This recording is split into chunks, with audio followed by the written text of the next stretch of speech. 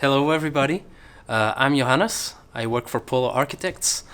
And today I'll be talking to you about how we use SketchUp at the office, and it helps us create better buildings like this. But first, we gotta start with a little bit of history. So, some of you may know these old icons of SketchUp. So, SketchUp was released, in the year 2000, and not too much after that, in 2004, I started using SketchUp myself. Well, I'm still young. I was younger then, let's say. So I was 12 years old when I started SketchUp.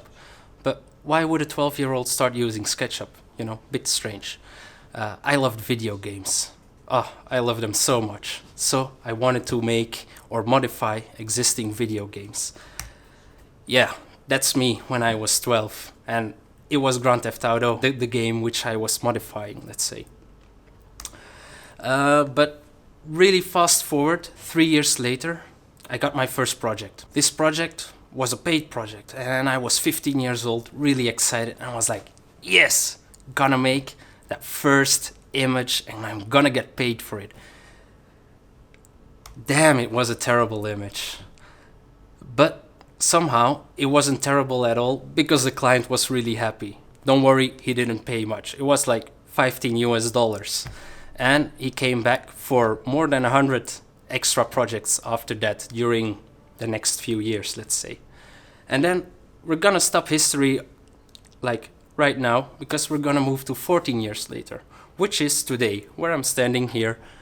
And that's Polo Architects, where I work during the day, mostly full-time, let's say, and during the evening and weekends, I try to run and manage my own studio. It's a bit difficult, which is Unbuilt Arch, which of course stands for Unbuilt Architecture. But let's talk about Polo Architects. Polo Architects is a pretty big architectural office, of course. We have two offices, one in Brussels and one in Antwerp. I work at the Antwerp branch, let's say, and at Polo Architects we have 130 people working. Unfortunately, we don't have a really up-to-date picture because of COVID reasons. But what's important about those 130 people is that mostly half of them are SketchUp users. When we think about Polo Architects, there's a lot of things we do. We can mostly break them down into three pieces. One would be architecture, the other one are urban planning and interiorism. We also have a part of research, but it envelopes all three of those. This particular project, I will showcase you how we used SketchUp and how it helped us create a better end result for the client and a better building. Unfortunately, I can't tell you where the project is located. I'm sorry, guys, but you will find out maybe where it's located somewhere on the globe. So research. This project had a really vast, very strong urban landscape, at least for the region there. There was a lot of bright colors to be found on the street with bright patterns, very geometrical. And also we had a very green, very lush environment nearby. So these were key points to how we were going to approach and design the project. But we had a huge problem with this project. Because of this location, there wasn't a lot of data available of where the project would be exactly situated. We had no height plans. We had basically a few pictures, let's say, and the idea of a client. So what we did first to fix this problem was create a context inside of SketchUp. We used a lot of Google Maps, a lot of images that we could find online at least, and together with those two combined, we managed to make quite an accurate landscape with all the buildings on the plot and everything on there. This gave us at least a basis to start designing the building. And then we get to the next phase, which is the massing of this building. This was really difficult. I didn't have to work on it. I wasn't involved, so I was a bit happy. My role in this project comes a bit later. But the massing study. So the first the client asked was to design a hotel and offices in 2 different volumes. And I know it's probably pretty small on your screen, but it's just to give you an idea. In the beginning, you'll see that we've been experimenting a lot with 2 different volumes, but then the client came back, hey, they want an auditorium there as well. And they changed the hotel completely, because the hotel had to be suddenly way bigger than first imagined. So we made a lot of messing studies, and I mean a lot. In the end, there was over 45 messing studies. I'm not gonna show them all because it will be really boring, I'm afraid. And then, after the messing was decided, more or less, we were moving up to Façades. So the facade studies was really useful to do them in SketchUp. Why? Because this location provided sun 360 degrees around the building. So there was not really a north facade. So we had to experiment a lot with how shadow would cast over the openings, so the building wouldn't become too hot and during summer or the hot months there. Unfortunately, there was no pre-design available back then, because that would have been really useful, I guess, to at least experiment and have this information for the project. After we decided the facade, this is where I came in. Finally, I got to model the project for real. So I modeled the whole plot. I put everything quite in detail in there. Thanks to the model that was created in SketchUp, my colleagues were able to make some collages, some schemes, like the collage I'm showing you now. Unfortunately, we don't have schemes of this building yet, because it was more about creating an image to present the project to the city and to the country, instead of making a building that was fully designed yet. In this presentation, a really important step is also the visualization. Unfortunately, I built the model, it's fully completed now. I just put a few trees on there, a bit of sunlight. It's gonna look amazing. Yeah, no, I was unfortunately terribly wrong, as you can see. But after a lot of iterations of rendering and improving the image, we came to a final presentation, which consisted of 3 images, which this is one of them, and I'll show you the other 3 quickly. With this image, we wanted to create, this you have the feeling like you're going towards the building, you're going towards the auditorium, maybe to go have a reading at night or something. It's nice and warm out there during the evening. And then this, of course, you have a swimming pool if you're at a hotel. Enjoy it, go to the beach bar or well, not beach bar, I mean swimming pool bar.